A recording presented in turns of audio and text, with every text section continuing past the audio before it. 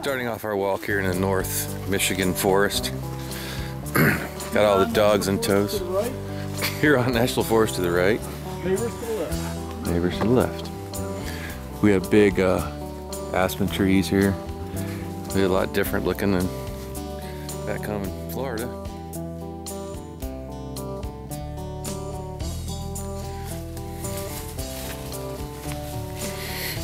As you can see, we're armed for bears, wolverines, porcupines, and boars too. Boars, moose, elks, possums, and deadly raccoons. That's blueberry. Blueberry or blackberry, it depends. Blackberries have thorns, blueberries don't. No. Wintergreen. Oh, real wintergreen?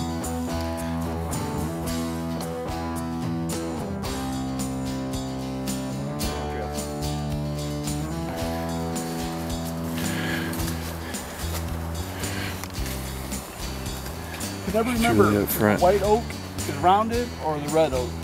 One or the other.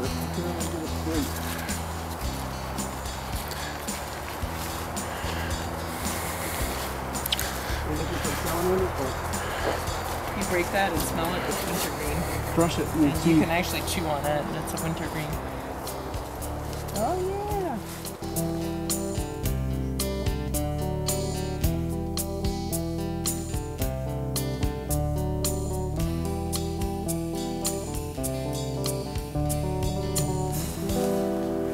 Lindsay's making this difficult because she stops.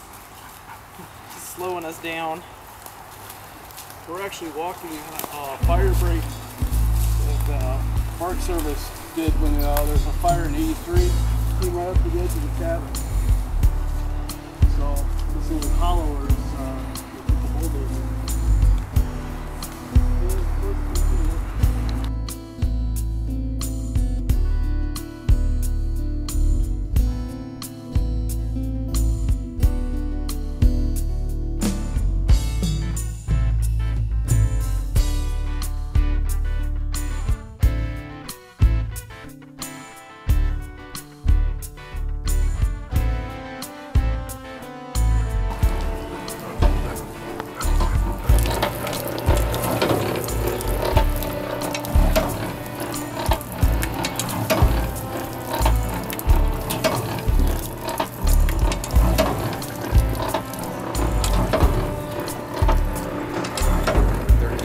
That'll give us $3.75 inside the oven. So we'll get back to you. We're gonna give these about maybe 30 minutes.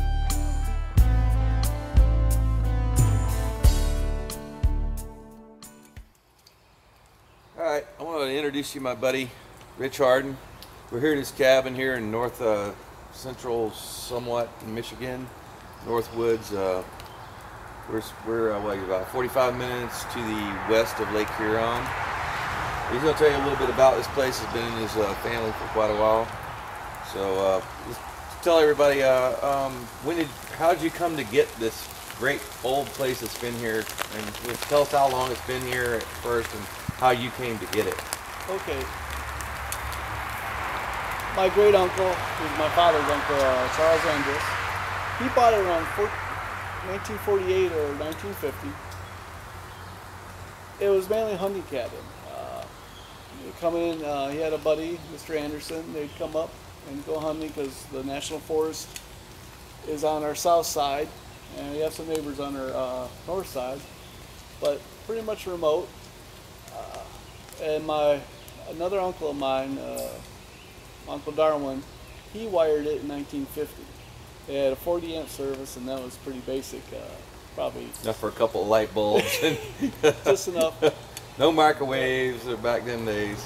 And the pre-way oil burning stove that's in there has been there forever, and it's been in use constantly for the primary heating of the place when it's chilly. It does have a stone fireplace. It works pretty well. It doesn't last any more than that.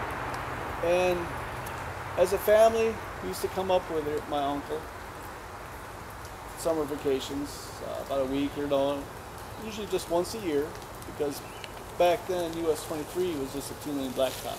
It took over 6 hours to get up here sometimes. So it was kind of a rare thing. And as time progressed, my uncle, he was in a retirement home, and when the time came, he was talking about selling it. And since I loved it so much, just plain and simple, everything about it, my mother and I, because I couldn't do it myself, we bought it from him for his full asking price of $15,000. And that's in 1986.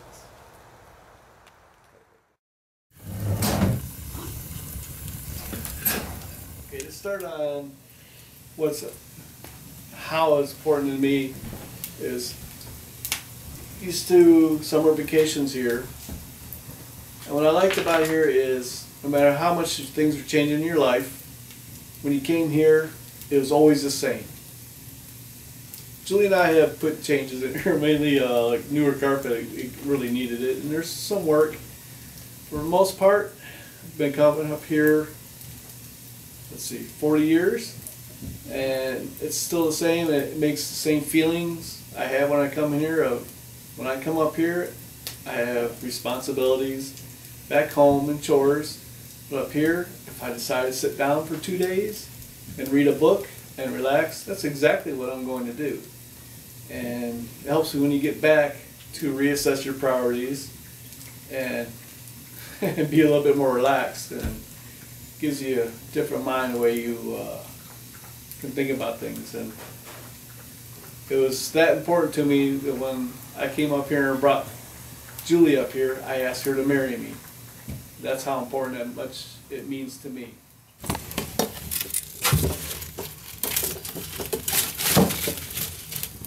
I love coming up here with Rich, and I was very proud to say yes when he asked me to marry him. And I love the family sense of this cabin. It is a very beautiful place to be. I did come up here one time after a particularly difficult school year in order to relax. I was by myself. I was hoping that the magic of this place would get me calm. And instead I found in the middle of the night I was wide awake because it was dead quiet. Not a sound. No wind, no crickets, no frogs, nothing. I think at some point an acorn fell off a tree and rolled across the roof, and it sounded like thunder. It was so loud. Really freaked me out, but I was able to get back to sleep and everything. And in the end, though, the reason this is such a great place is because of the people that are here.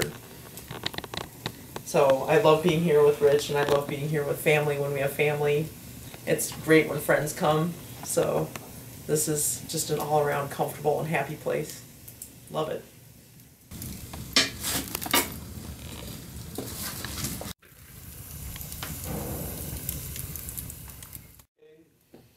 There's some, I guess you could call little ways of doing things up here and traditions. Speaking earlier to Scott and Sylvia, and one of it is a thing called the Thunder Mug. Because since this place has an outhouse, and it's located perhaps, 30 yards out, it can become daunting in the middle of the night to go out towards the woods in complete darkness, even with a flashlight, to go to the bathroom without a guard. That's my job for Julie. That's true. So when he you holds do that, the flashlight for me. if you don't want to be brave, we have a chamber pot. It's called the Thunder Mug. And since the door between the kitchen and the living room, you can close it at night. And sometimes when you use it in the middle of the night, it's quite loud for the other occupants of the cabin, and it's very obvious what you're doing. So that's always a fun thing to tease the person the next morning.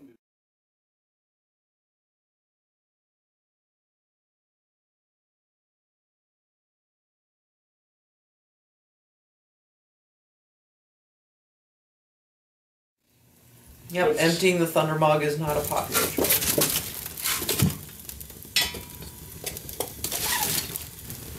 I have 3 different stories about each of my children. And the first, my oldest, is Scott. He's named after my buddy Marine Corps Scott, even though his real name's Wesley, but we won't mention that. Well, as we mentioned earlier about it gets really dark and quiet here. And the first time I had him up here, really, he was a toddler. And my mother had come up, and it was just at night. It was mainly out here. We had a fold-out bed, a queen-size fold-out bed, a day bed, trundle, just fold it out. I just remember him after the lights went out and everything. It's so dark. He goes, "Dad, I can't see." So I had to get one of these night lights and turn it on, because where we grew up, and where we was living, it had a street light. So for him, his bedroom had always had some kind of light. So he just wasn't prepared for some darkness so much that he couldn't see. Didn't your mom tell him to open his eyes? Yeah, she did. So open your eyes. I forgot about that. He said, "They are." And I just started laughing. So he got used to it. And this place wasn't his particular favorite. But in his 20s, when he had his buddies and they found out he had this place, and they come up here and they says, "I can't believe you had access to this place and you never came up here." And they love it. So for him, he's starting to come up here with his friends now, which tickles me no end to know that finally maybe he enjoys coming up here, because he was a city boy. Let's just say that. He likes driving 8 miles anywhere and getting anything he wants. So the other story is about my daughter Corinne. She was probably maybe 2 or 3 years old, and I was on the floor. I had her above me. I was tickling her. She's laughing, and this place does have spiders sometimes. There's a spider coming down right above, and I go, "Oh, look, there's a spider." She goes from laughing to just suddenly like, "Where?" And to this day, she does not like spiders. And to see a girl go from laughing, giggling to dead serious, to see that and say, "Where?" I always thought it was pretty good. And through the years, I have kept my daughter interested in paying attention by buying spiders, kind of like little rings, and leaving them in her bed or on her pillow, somewhere just to keep her entertained. And the last is my son Dakota. We was up here, and he had his favorite pillow. He forgot it up here when we packed. From here to the entrance to the highway is 26 miles. I was just getting ready to get on the highway, and he goes, "Oh, my pillow." And I said, "Well, son, can we just wait, and when we come back, we'll get it?" And I didn't hear anything, no response. I look up in the rearview mirror, and he has these big blue eyes, and these big tears are just coming down. And I said, "Okay, son, I'm turning around. We're going to go get your pillow." And he goes from crying to just, when he smiles, it's like sunshine. So it was a 56-mile round trip to get our return trip all over again. But he got his pillow. So that's 3 stories of my children.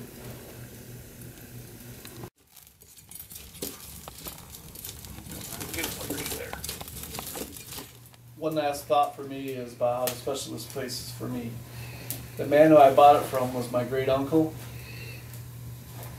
and to say he's one of the nicest men I've ever known in my life. I've never seen him angry or impatient, and one of his favorite things that he used to say, which I always loved, is the most strong exclamation he ever had was like, "Oh my." And this is his hat. It's been up here, and I always hung up on the hook, and it always reminds me of him every time I come up here and see him. And I used to love visiting him when he went to retirement home, and he's just meant a lot to me. It's always fun visiting him.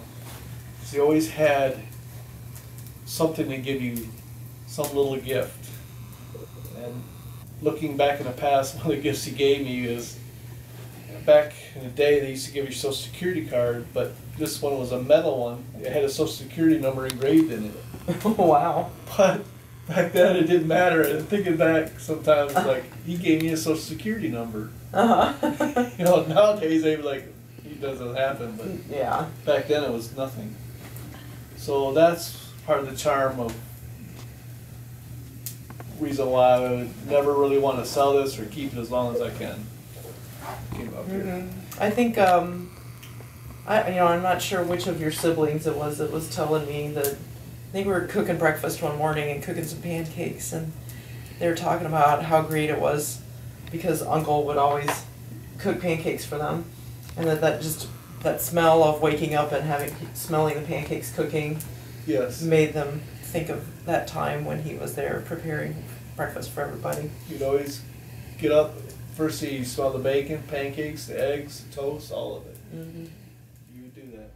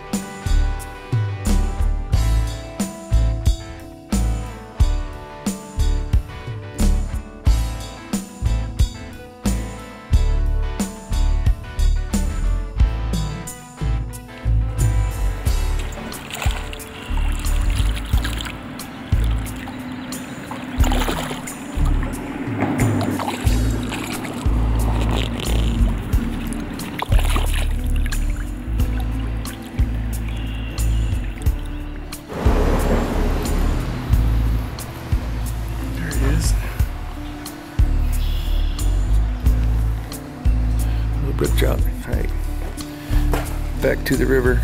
Yeah, you saw me like.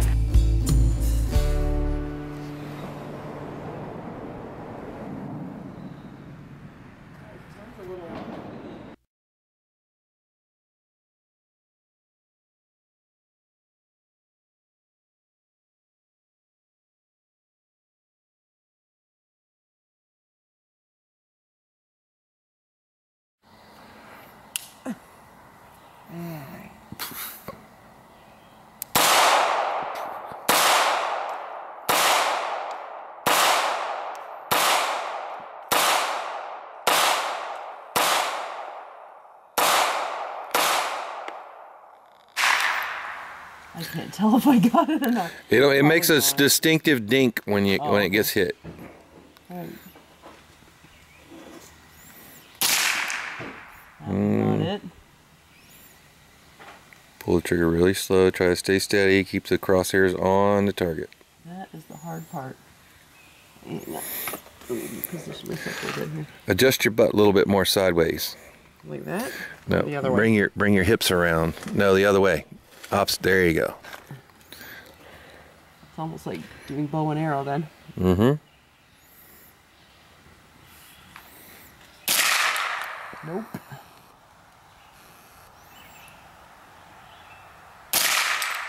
Hey! I think it wiggled. I heard a ding.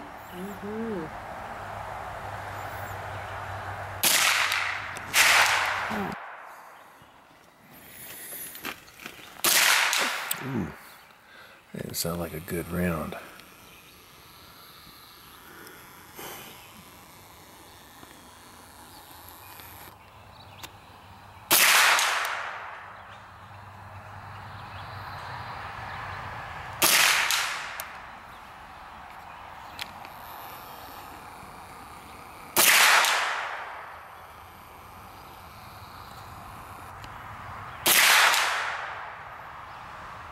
That's it.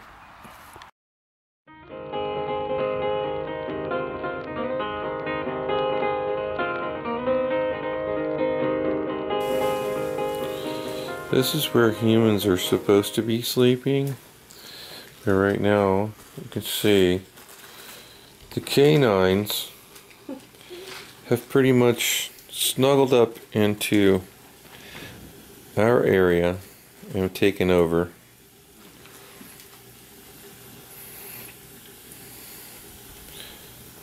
So here we have canine number 3, little girl Lindsay.